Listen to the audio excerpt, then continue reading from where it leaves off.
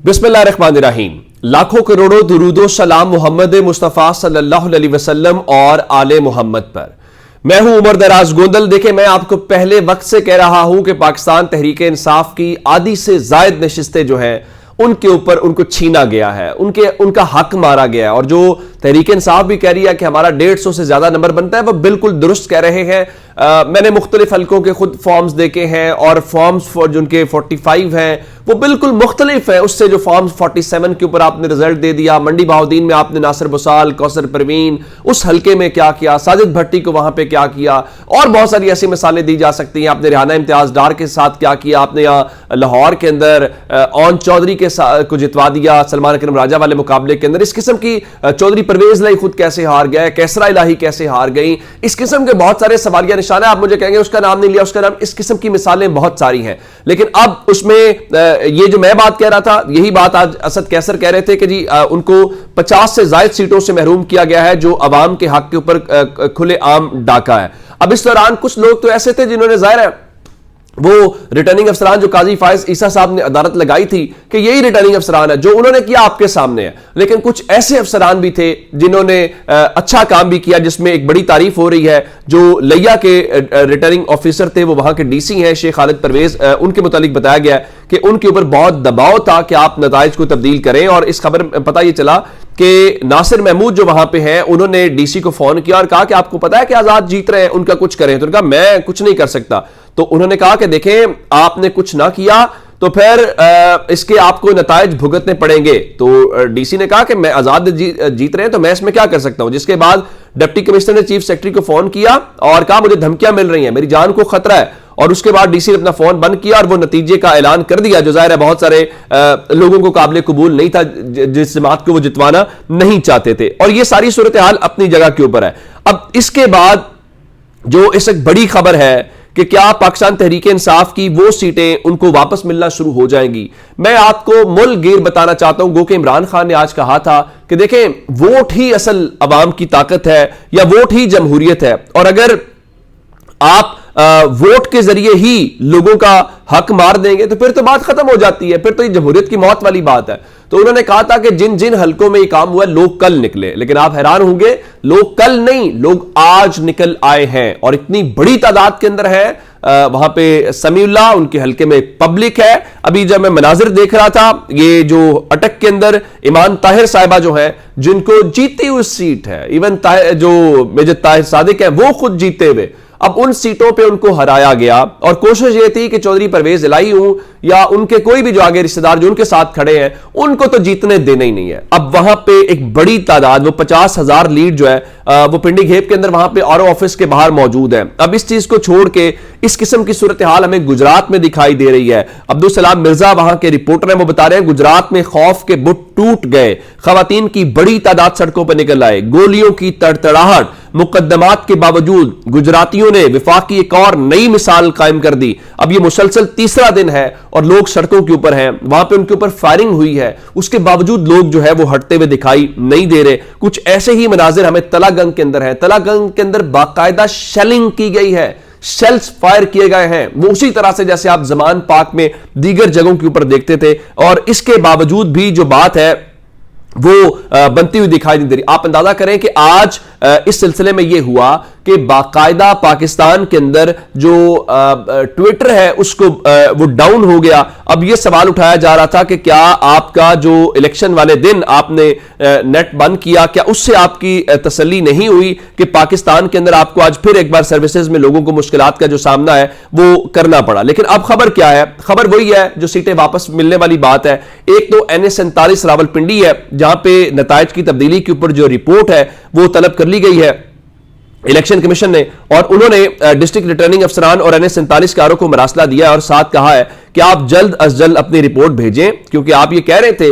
और ये शोएब शाहीन साहब जो हैं वो इस बारे में उन्होंने दरखास्त दायर की। उसके बाद मैं आपको बताना चाहता हूं कि चूंकि लाहौर में तमाम ही हलके जो बड़े हैं, लाहौर हाई कोर्ट में 20 जो हलके हैं उनसे मुतालिक दरखास्त दायर की गई थी, और उन दरखास्तों के हवाले से या जो नताइज हैं वो समाअत के लिए मुकर्रर कर दी गई हैं। और जस्टिस अली बाकर नजफी जो है वो इन नताइज के खिलाफ 12 फरवरी को समाअत करेंगे, और रजिस्ट्रार ऑफिस ने इस सिलसिले में तमाम दरखास्तों के ऊपर जो कॉज लिस्ट है वो जारी कर दी। अब सूरत हाल ये है कि तहरीक इंसाफ के लोग الیکشن سے پہلے قرآن پاک کے اوپر حلف دے رہے تھے کہ ہم تحریک انصاف کے ساتھ رہیں گے، پھر ان کے ریزلٹس روکے گئے، ان کو کہا گیا کہ نون لیگ میں شامل ہو جاؤ، اور آپ کو ریزلٹس دے دیتے ہیں، آپ کو جتوا بھی دیتے ہیں، پھر ان کا ہم نہیں شامل ہوں گے۔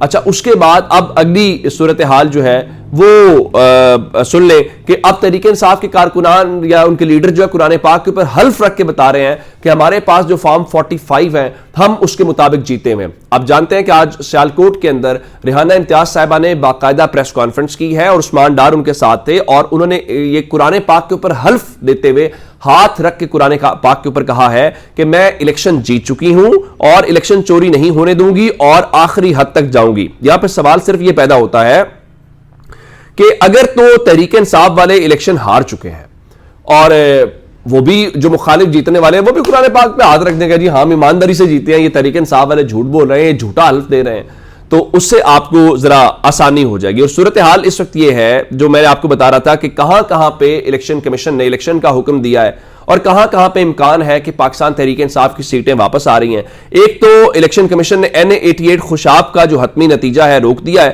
اور 15 فروری کو حکم دیا ہے کہ جو 26 پولنگ سٹیشنز ہیں ان کے اوپر دوبارہ جو ہے وہ الیکشن ہوگا، ری پول کروایا جائے گا۔ یہاں سے معظم شیر جو ہے وہ کامیاب ہوئے تھے۔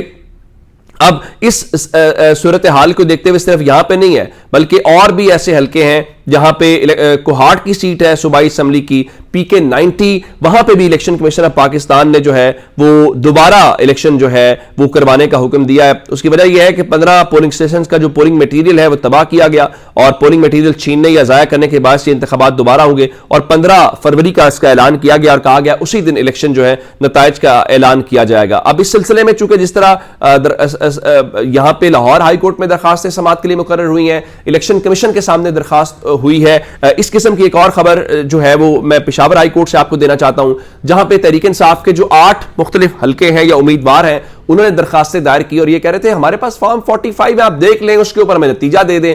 فارم 45 کے نتائج اور 47 میں فرق کیا ہے، یہی ان کی درخواست ہے، جس میں ایک تو تیمور جھگڑا ہے، کامران بنگش ہیں، کیونکہ ان دونوں کا ہارنا جہاں پہ تحریک انصاف کے اوپر نام کے اوپر عام کارکنان جیت گئے، تو یہ تو بڑے متحرک ووکل ہیں وہاں کے، تو یہ کیسے ہار گئے، یہ بھی ایک بڑا سوالیہ نشان تھا۔ اور یہ ساری صورتحال کے علاوہ جو گجرات سے خبر ہے وہ ریٹرننگ افسر کے فیصلے کے خلاف پرویز الہی اور کیسرا الہی صاحب کی درخواست منظور کر لی گئی ہے، اور اس سلسلے میں انہوں نے یہ 3 رکنی بینچ ہے جو الیکشن کمیشن کا، اور انہوں نے کہا کہ دیکھیں ایک تو فارم 47 جو ہے ہماری غیر موجودگی میں تیار کیا گیا، اور اس کے علاوہ ہمیں فارم 45 کے تحت جو ہے ہم 1,36,000 ووٹ لے کے جیت چکے ہیں، لیکن 47 میں ہمارے مخالف کو جو ہے وہ جتوا دیا گیا۔ اب یہ ساری باتیں وہاں پہ رکھی گئیں تو اس کے اوپر اب ان کی درخواست کو منظور کر لیا گیا، جس کا مطلب ہے کہ وہ بھی سیٹ ان کے پاس واپس آنے کا امکان ہے۔ تو یہ ایک اوورال سینیریو ڈیولپ ہو رہا ہے اور عوام اس وقت احتجاج بھی کر رہے ہیں، اور جو ظاہر ہے کہ جب جن لوگوں نے ووٹ دیا ہے وہ چاہتے ہیں کہ پاکستان تحریک انصاف جیت کے وہاں پہ آئے۔ اور اچھا، اس سارے عمل میں یہ جو 48 گھنٹے سے زائد کا وقت ہو گیا ہے، 48 گھنٹے، یعنی 8 فروری کو پولنگ ختم ہوتی ہے 5 بجے، اور آپ ابھی کا ٹائم دیکھ لیں تو 48 گھنٹے سے بھی زائد کا وقت ہو گیا اور الیکشن کمیشن رزلٹ نہیں دے سکا۔ ایک اہم اجلاس آج ضرور بلایا گیا تھا الیکشن کمیشن آف پاکستان کے اندر، جہاں پہ انہوں نے صورتحال کا جائزہ لینا تھا سکندر سلطان راجہ صاحب نے، تو انہوں نے فرمایا جناب کہ انٹرنیٹ کی بندش کی وجہ سے نتائج میں خلل آیا ہے۔ تو آپ سے اس دن لوگوں نے پوچھا تھا انٹرنیٹ کے متعلق، انٹرنیشنل میڈیا بھی پوچھ رہا تھا، اور آپ فرما رہے تھے دیکھیں جی ہم کیسے حکومت کو بتا سکتے ہیں انٹرنیٹ کھولنا یا بند کرنے کے متعلق، تو یہ تو بالکل اگر کوئی واقعہ ہو گیا تو اس کا کیا ذمہ دار ہے۔ پھر اس وقت جو سوالات ہیں، اقوام متحدہ بول رہی ہے، امریکہ بول رہا ہے، یورپی یونین بول رہی ہے، دیگر ادارے بول رہے ہیں، تو اب وہ جو شکایات ہیں اب اس کا کوئی جواب تو دینا ہے۔ الیکشن کمیشن نے جو کچھ کردار ادا کیا ہے، آپ یہ تو نہیں کہہ سکتے نا کہ جناب دیکھیں جی وہ تو غلط بات کر رہے ہیں، جس طرح پاکستان کے فورن آفس نے کر دیا جی بیانات بڑے حیران کن ہیں۔ بھائی ہمارے اپنے لوگ بھی تو سوال اٹھا رہے ہیں، ان کو چھوڑ دیتے ہیں۔ یہی بات اب پریس کانفرنس تھی سراج الحق صاحب کی، میں وہاں موجود تھا، انہوں نے کہا دیکھیں اس پورے پروسیس میں آپ نے یہ جو کیا ہے یہ تو مذاق بنانے والی بات ہے۔ ان کا یہ جب الیکشن جعلی کروائیں گے تو اس کے نتیجے میں جو حکومت بنے گی وہ بھی جعلی ہے ظاہر ہے، اور وہ پاکستان کے بحران جو ہے اس سے پاکستان کو نکال نہیں سکتی، آپ بحرانوں میں ڈال رہے ہیں۔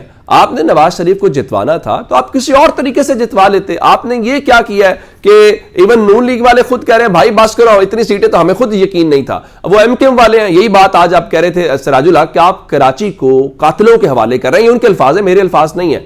اور ان کا یہ آپ کیا کر رہے ہیں. ایم کیو ایم نے گو کہ جو میرے پاس خبر ہے کل جناح گراؤنڈ کے اندر جشن منانے کا اعلان کیا ہے. اب ان کی سوچ میں بھی نہیں ہوگا 15 سیٹیں جو کراچی سے آپ نے ان کو دے دی ہیں. اور پیپلز پارٹی اور ایم کیو ایم کے کراچی میں جب پورے ملک میں پی ٹی آئی کی ویو چل رہی ہو اور عمران خان کا بدترین مخالف بھی مانتا ہو کہ جس طرح دیکھیں نا, اب خرم دستگیر ہے, وہ گجرانوالہ سے ہارے, کہنے لگے گجرانوالہ کو ہم نون لیگ کا کلا سمجھتے تھے. ہوا کیا ابھی یہ سمجھنے کی کوشش کر رہے ہیں. نون لیگ ووٹر کا باہر نہ آنا ہماری شکست کی وجہ بنی, موبائل سگنل بند ہونے سے ہمیں بھی نقصان ہوا.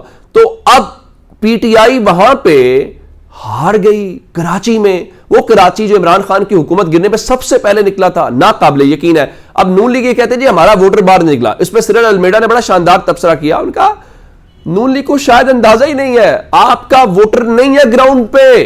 ووٹر ہو تو ووٹر نکلتا ہے, ووٹر نہ ہو تو ووٹر کہاں سے نکلتا ہے. تو آپ کو اس بات کا اندازہ نہیں ہے. اور اس کا حل کیا تھا؟ اس کا حل وہی تھا جو صدر پاکستان نے آج ٹویٹ میں بتایا.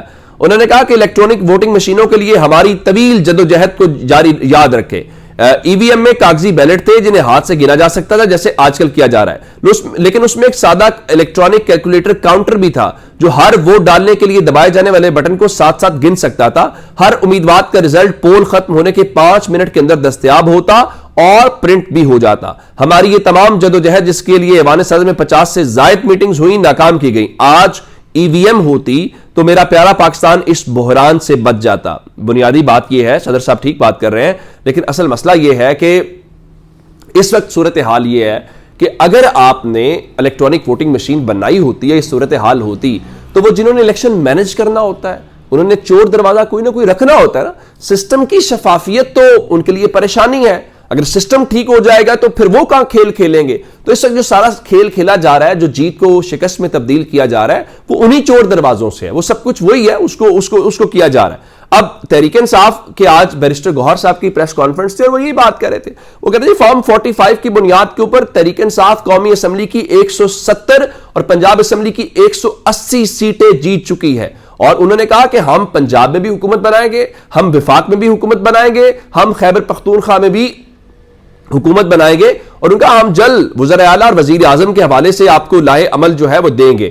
اب وزیر اعلیٰ کے حوالے سے خیبر پختونخوا سیاست کیسر کے بھائی کا نام ہم نے سنا ہے. آج جو بیورو چیف اسلام آباد ہے عامر سید عباسی, انہوں نے کیا, لیکن میرے پاس جو اطلاع ہے وہ خاور علی امین گنڈا پر سوری ان کا نام جو ہے وہ ہم نے سنا ہے کہ وہ کیا جا رہا ہے. اب مسلم لیگ نون بھی گھوڑے دوڑا رہی ہے. انہوں نے آج فضل الرحمان سے بھی رابطہ کیا ہے, شہباز شریف نے, پھر وہ زرداری صاحب, اور وہ سارا کچھ کیا جا رہا ہے. تو میرے خیال سے اب اس سب کے بیچ میں اب دیکھنا یہ ہے کہ اس سارے عمل میں سے نکلتا کیا ہے. میرے خیال سے ایک ملغوبہ بنایا جا رہا ہے, اور عمران خان کے مطابق یہ مکس اچار سے پاکستان کے مسائل حل نہیں ہوں گے. جس نے بھی یہ کیا ہے اب اس کو یہ کرنا نہیں چاہیے تھا. اپنا بہت سارا خیال رکھیے گا. خدا حافظ.